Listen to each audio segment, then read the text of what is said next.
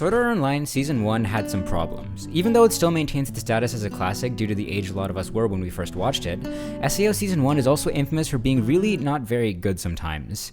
In theory, it has one of the coolest and most innovative plots in fiction, with the world of Aincrad being both intriguing and terrifying. I'm sure a lot of us have always wanted to feel like we're truly inside of an RPG, and while video games and other media do try their best, SAO seemed like it was the perfect place for us to fulfill that lifelong goal, until SAO promptly squandered all of that potential. See, Sword Art Online is famous in the anime world for having an insanely cool premise, but also for not delivering on that premise in any meaningful way. And that's how it was for ages. SAO was that one show that we had such high hopes for and still have deep feelings towards, but we know that those hopes were for nothing. Until now. Sword Art Online has been going through a bit of a renaissance recently, with its recent installments being for the most part really damn solid. And this trend is continued in the reboot of the original Sword Art Online anime, Sword Art Online Progressive. So in this video, I want to go through and compare the Sword Art Online movie, Aria of a Starless Night, with the original Sword Art Online Season 1, and see what this reboot does with the original story's roots. So, the reboot of Sword Art Online is called Sword Art Online Progressive, and no, it isn't referring to the progressive era of political reform during the turn of the 20th century. One of the biggest problems with the original Sword Art Online was its pacing and delivery on the original promise made in the opening. When SAO opens, the stakes are immediately raised an insane amount. Every single sweaty gamer who logged into SAO upon its first release is instantly forced into an insanely challenging death game, with the only chance of release being the completion of said game. During this process, those who die in the game will also be killed in real life. This opening is super dramatic and allows for a lot of tension right off the bat, and while it may not be amazingly done, the second episode follows this up well enough by showing the challenge of facing the boss on the very first floor of this game.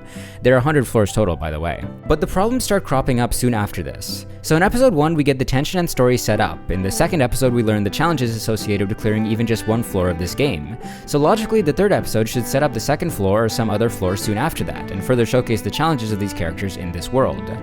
Yeah, guess what floor we end up on then? 27. Well, in reality, the setting fluctuates between the 11th, 27th, and 35th floors, but by this point, the players of the game have already cleared up to at least floor 35, and most probably further. So we went from spending 2 episodes on one floor to immediately jumping forward by almost 40. And to make things worse, by the next episode, we were swapping between the 35th and 47th floor. And by the next one, we are on the 56th floor. I could go on, but actually I can't, because to make things even worse, the entirety of the Aincrad arc of Sword Art Online ends on floor 75. 25 floors before the promised conclusion of the series. I don't know if I have to explain why this is so discomforting, but I'll just do it anyways. Based on the first 2 episodes, we're set up with 2 ideas. 1, that the story is going to follow these characters that have been introduced in the first 2 episodes, and 2, that it's going to follow these characters' journey through each floor's gauntlet of interesting settings, enemies, and bosses. Yet somehow neither of these promises are followed through with. By episode 3, we get catapulted to the 27th floor so fast we get whiplash, and simultaneously find ourselves following a completely new cast of characters, with our lovable emo killing machine as the only connecting thread of the series. This really just indicates to me a lack of faith SAO has in their own premise, seeing as they zoom through most of the plot just to give you some empty and meaningless stories that amount to little more than set dressing in the end. But in SAO Progressive, this issue is fixed in a big way. So the reason the series is called SAO Progressive, going back to the point I was making earlier, is because of the pacing. This series is meant to rectify the mistakes of its predecessors by going floor by floor through the world of SAO. This shows to me a much clearer understanding of why we all like SAO so much despite its issues, and puts the focus back where it should be, on the slow progression through Aincrad, the building of these characters, and the constant death-defying life that they are forced to live. So that's more of a general improvement that Sword Art Online Progressive makes on the series. It is basically the reason this reboot was made, to showcase the growth of the story from one floor to the next. But let's get to some more specific reasons why this reboot works so well. So, on top of the issues that I mentioned earlier with the general plot structure of the original series, there were also some major issues with Sword Art Online's characters. Asuna was a cardboard cutout of a person who I honestly have nothing to say about. They sure existed, and that's probably the highest compliment I can give to them. And Kirito is somehow even worse than that. He's literally just a wish fulfillment character, and an empty shell of a human.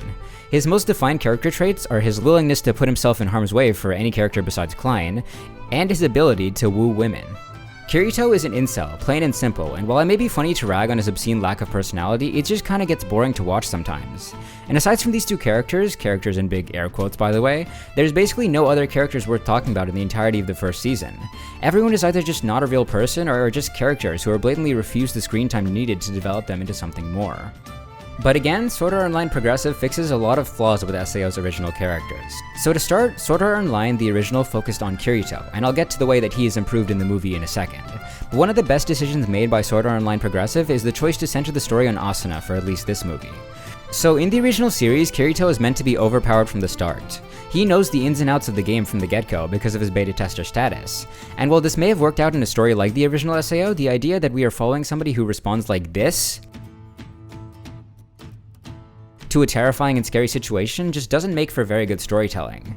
It's a good explanation for why Kirito is as powerful as he is, seeing as he immediately goes out and grinds to level up instead of even having a moment's pause, but it also just makes the situation feel so much more trivial. Instead of that, we start out the story following Asuna. Asuna is a prim and proper elite, the daughter of a rich and wealthy family with all of the expectations coming from somebody of that class weighing heavily on her shoulders. Her mother often berates her for the smallest things, and her dad's attitude can only be described as indifferent towards her. The only bright spot in this household is her brother and maid, who are the only people who treat her well. Side note, I really appreciate how her brother is just a normal caring brother and not like a piece of trash. So many other stories would take this opportunity to pile on more trauma to an already scarred character, but I like that her family just feels real and layered despite its less than healthy ways. Anyways, even with her academic genius and dreams to please her family, she also has a hobby of playing video games. To her, playing games is an outlet to not have to care so much about life, and is also the way she connects with Misumi, a friend of hers from the same all-girls school. Their friendship feels believable and real, and is honestly just so entertaining to watch. Misumi and Asuna just genuinely enjoy each other's presence and want to spend time together, and one of the ways they plan to do that is by playing this one game called Sword Art Online together. Anyways, without doing a whole character study on these two, this is what fixes the problem I was talking about earlier. Asuna is not somebody who's familiar with the game of SAO. She, upon hearing Kayaba's announcement, goes into shock and freaks out, reasonably.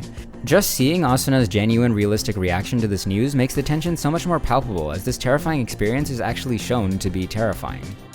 But at the same time, we still get the insider knowledge of the world of Aincrad from Misumi, who was a beta tester much like Kirito.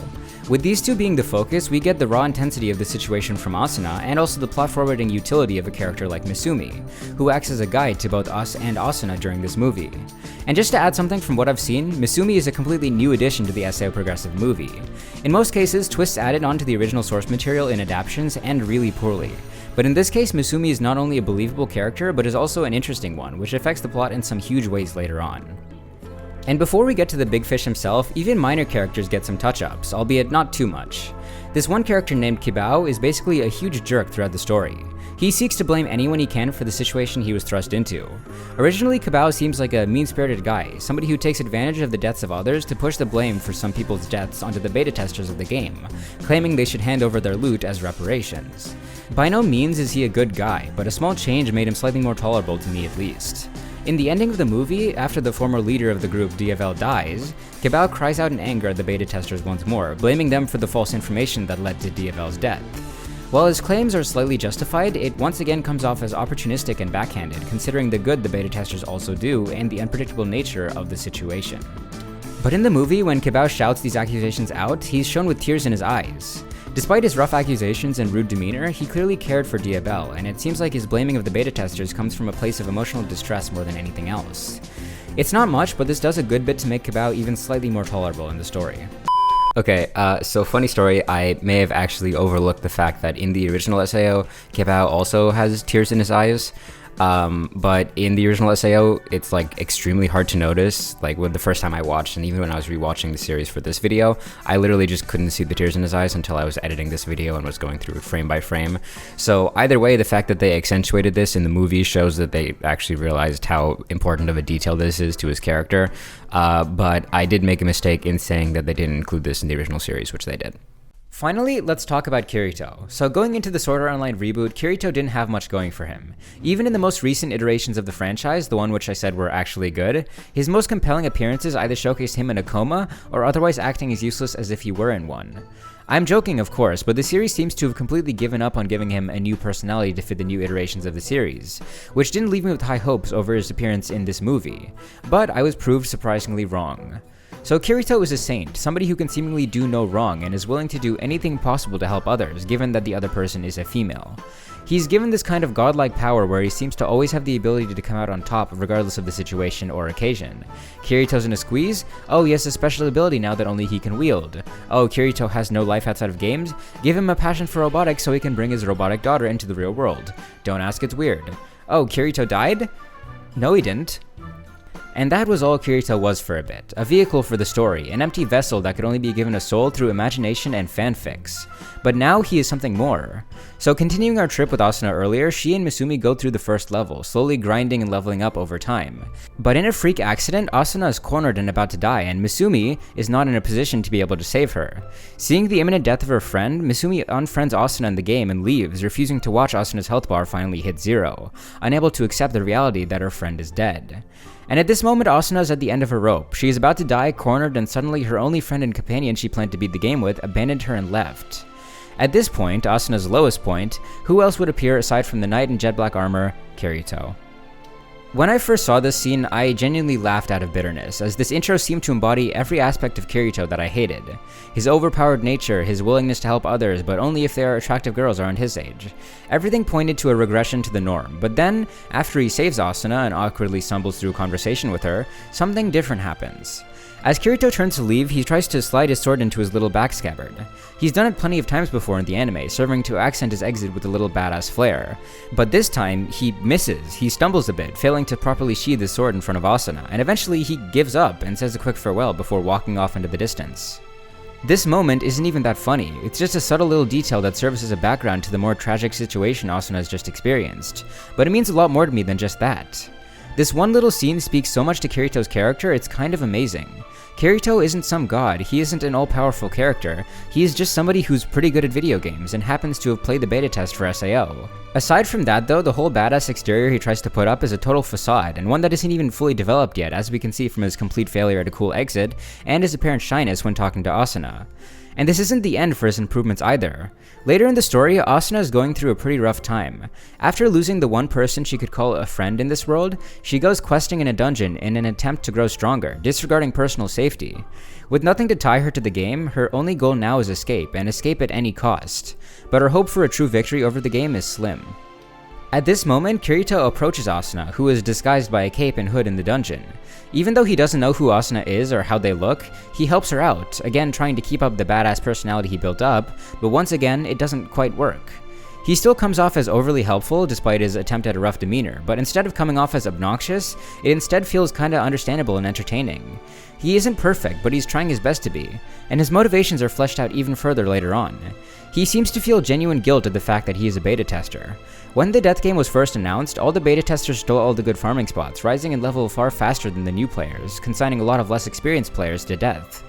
While this has always been a truth of SAO, Kirito has never been shown to acknowledge the fact that he did this, until now. His willingness to help others seems to come from a sense of responsibility he has towards the players. He wants to use his strength for good, which leads to his self-sacrificing behavior. Also, his chemistry with Asuna is like a million times better than it was before. In the original SAO, Asuna was a cold-hearted warrior who wasn't interested in the fun of the SAO world. She had a goal of beating the game and that was all she wanted, but we never really understood why. In this iteration of the series though, Asuna formally spent time with somebody who enjoyed the game. She had fun playing with her friend and indulged in the pleasures that could be found in this world. But after Asuna is left to die by Misumi, Asuna turns away from these pleasures. Her joy in the game is completely removed, and the only goal she has is to escape this world.